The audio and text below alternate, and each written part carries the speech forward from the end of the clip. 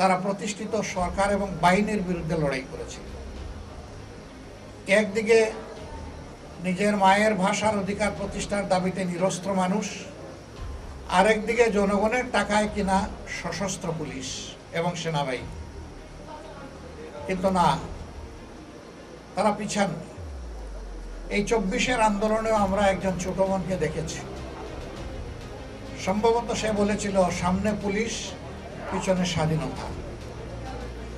সে বলেছিল লড়েই যাব, মরেই যাব, মেরেই যাব। সম্ভবত ওই বোনটার নাম সানজিদা চৌধুরী, এরকম কিছু। সেলিউট তোমাকে বোন, সেলিউট। তোমার মাঝে সেই 52-র তেজ আছে, 71-এর তেজ আছে। তোমার মতো বোনদের এই সমাজে আরো অনেক প্রয়োজন, ভাইদের অনেক প্রয়োজন। এই যারা পুলিশকে সামনে রেখে বলতেছে সামনে পুলিশ, পিছনে স্বাধীনতা, তাদের অবদান জাতি ভুলবে কেমনে? এরা এক একজন এক একটা জীবন্ত ইতিহাস। এই সৌভাগ্য সবার হয় না।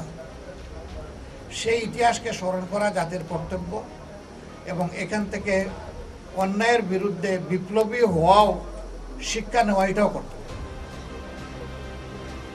আজকে এই সামান্য আয়োজনের মধ্য দিয়ে তাদেরকে স্মরণ করা হচ্ছে, কিন্তু এতেই আমাদের দায়িত্ব শেষ হয়ে যায় না।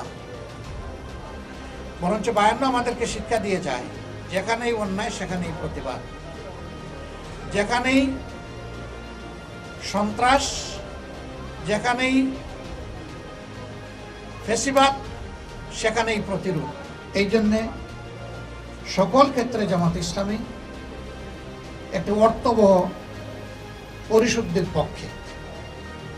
সেই পরিশুদ্ধির মধ্য দিয়ে একটি কল্যাণধর্মী মানবিক বাংলাদেশ গড়ে উঠুক আল্লাহর কোরআনের ভিত্তিতে, এই আকাঙ্ক্ষা নিয়ে আমাদের অভিযাত্রা। এই অভিযাত্রায় আমরা আপামর জনগণকে আহ্বান জানাই যে কল্যাণের এই কাজে আপনারা আমাদেরকে সহযোগিতা করুন। তবে হ্যাঁ, মানুষ হিসাবে আমরা ভুলের ঊর্ধ্বে নই, দল হিসাবে আমরা ভুলের ঊর্ধ্বে নই। সেই ক্ষেত্রে আপনারা সহযোগিতার পাশাপাশি আমাদেরকে আমাদের ভুল ধরিয়ে দিয়ে সমালোচনা করেও সহযোগিতা করবেন, এটিও আপনাদের প্রতি আমাদের আহ্বান।